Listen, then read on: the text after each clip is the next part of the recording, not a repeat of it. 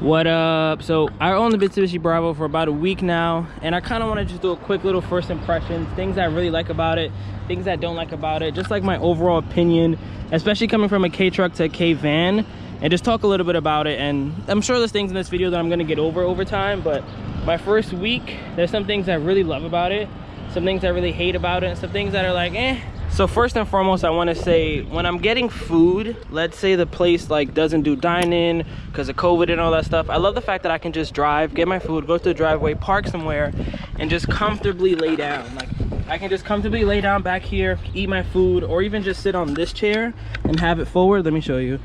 So you put this up, have this like this, and kind of just comfortably eat my food here. This could be like my little table when I'm just chilling like on my phone or something, and I could just eat comfortably right here. Like, that's something that I didn't even think that I was going to use that much. I thought it was kind of just like a little flex, but I've ate back here like 3 times already in the very short span that I had the van. So that's my very first thing that I love. So the first thing I'd say I have to dislike about this van in this short period of time is that the windshield is very small.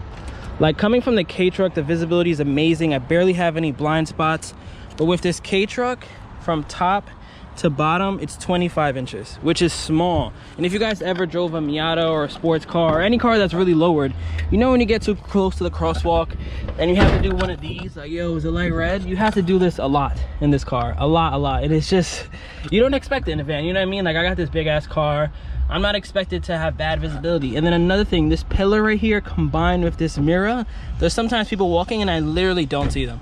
And it could just be me not paying attention, I guess, but nah, this thing is small. Like, I'm gonna measure this rogue right here so you guys can see. This is only 25 inches. I'm even gonna go to the Miata and measure the Miata's windshield to see the difference, because I feel like this is a little bigger than a Miata, and that's ridiculous, even as a K-van, because the Miata's not even close to as tall as this thing is. So this is a 2001 Nissan Rogue. From top to bottom, roughly, let's just say it's 37 inches.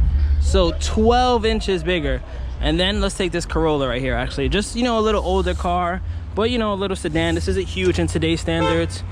From top to bottom, it's about 29 inches, so 5 more inches. Now, Miata time. So from top to bottom, it's 24 inches. Like, look how ridiculous that is. Look, put in perspective, right? We know it's a K-van and all that, but look at the size of the Miata, height-wise. We're just talking about height.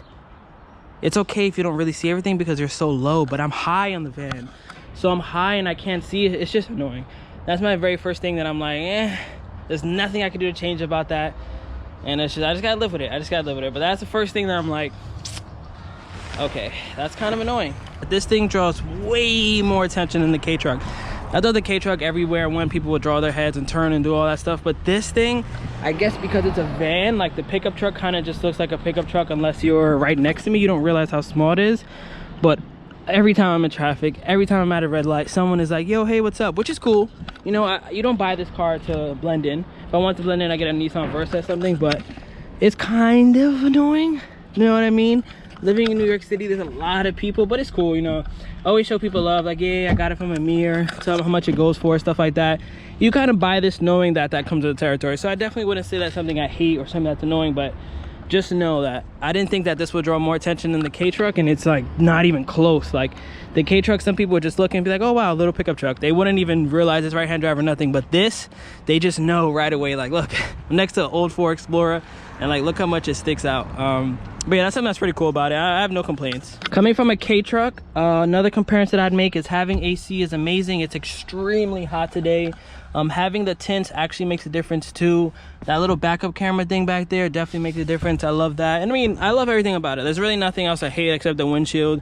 But reliability has been fun in that first week. Having the power windows everywhere is pretty cool, because a day like this, I'm definitely going to drive with them all down, or maybe even the AC, but that's something I really like. Definitely need to change these wheels, because I remember when I did that on my K truck, the ride quality improved so much. It's kind of loud back here. It isn't like crazy loud, but it's way louder than my K truck, which is kind of surprising, seeing how much like just sound deadening and how much better quality it is. But I'm definitely going to put the, what is that called? Damn. sound deadening. Sorry, I had a brain fart just now. Yeah, I'm definitely gonna pick this all up, take out the entire interior, sound deaden the whole thing, especially if I want to go on a long road trip. Like, this thing kind of squeaks more than I would like, so that's something I'm gonna look into. But like I said, we're gonna change both speakers, Apple CarPlay coming soon, maybe stars up here. It doesn't look like it's too hard to get the headliner off, so that shouldn't be too hard. And then I kind of just want to mess with the idle a little bit. I cleaned the distributor, I checked the spark plugs, I re-gapped them back to 9. They were at like 10, 11. They weren't even gapped the rest of the way. And it still idles pretty rough. I guess I'll start it. Well, I won't really show you guys right now, but I'll show you guys in like a week. I'm actually on my way to Boise right now to Mir to drop off the van. I'm going to Dallas for a sneaker convention to sell like WayBeforeTheFame and stuff. So shout out to everybody who bought something. We're about to go to the post office and ship some more orders. In the next video you're gonna see, I'm gonna drop this off to Mir, pick up my K-Truck back, make maybe 1 or 2 more videos with that, and then I'm gonna sell it, which is pretty sad. So stay tuned for that. K-Truck will be for sale in the next couple days, honestly. But you know, first impression of the K-Van, like I said, as of right now, I'll give it a solid 7 out of 10. I think my K-Truck right now, the way I have it, is like an 8, 8.5. It just doesn't have AC and stuff like that. But this thing has all the amenities, all the works. I just got to add like my little pizzazz to it. Like I said, sound deaden the whole thing so it gets much quieter. Fix those 2 speakers so I could actually bump. Apple CarPlay radio. Just gonna get a double din, which is pretty sick. Hopefully I could just make it fit good and it doesn't like pop out. So that's something I look forward to doing. But yeah, this is a quick little short video. Just want to show you guys exactly my first impressions, like my raw impressions before I owned it for a couple weeks. Maybe after a while I won't mind that windshield as much, and I'm sure after I put the Apple CarPlay, fix the speakers, quiet it up a bit, this thing is gonna go from like a 7 to like a 10, honestly. Maybe a 9, because that windshield, man, I gotta do something about it. I don't know how I almost forgot the most important thing: driving experience. And I'd have to say this driving experience really is not bad. Like, coming from a K-Truck, those are really not comfortable at all unless you have a lot of weight in the back. So I don't really want to compare it to that too much, but I feel like I'm just driving an old car, if that makes sense. Like, I feel like the potholes still feel like if I was in like a 2003 or 4 car, you know what I mean? They don't feel bad. Like, I really feel like I could drive this to Atlanta or just anywhere really. Not super uncomfortable. The thing that would kill me the most is obviously not having cruise control and stuff like that. But like, I just went over a bump right now. My K-Truck, it would have felt a little more crazy. Like, it really doesn't feel terrible. Like, it's pretty good. I'd have to give driving experience compared to the K-Truck is day and night. If you're going from K-Truck to this, it's not even close, not even worth talking about. Like, completely better, completely, like literally day and night. But for it just being like an old Japanese K-Van, like, comparing it to just like, I guess, other older cars, I still think it's pretty good because you're so high up. But that's the end of this video. I'm about to go make some more moves, drive to Mir, and catch you guys in the next one. Peace. All right, so I want to do one more update before I end this video. So it's been about like an hour and some change now. I'm officially in Jersey. I got the AC on low, music blasting, and I just want to say that the driving experience now for long drives is great. Temperature gauge hasn't gone up in a while. I've been in traffic a lot. You know, it's obviously underpowered when it's in AC, but that's kind of regular. I don't know, I'm not trying to go fast, but the driving experience is great for long drives right now. The AC is not freezing, but it's cold enough where like I'm not uncomfortable. And it's on low. I'm not trying to put it on high because I don't really want to strain it too much, but it's on the lowest setting and it feels good.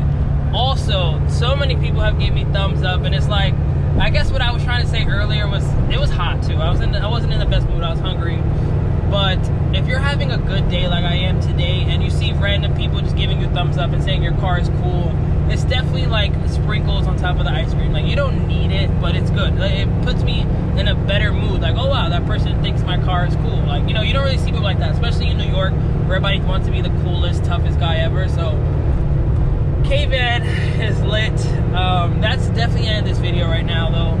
Almost there though, 18 minutes away. So next video you'll see I'll be at Boise. We'll talk about all the shipment that he's got in and all that good jazz. But catch you guys on the next one. Peace. J.O., is that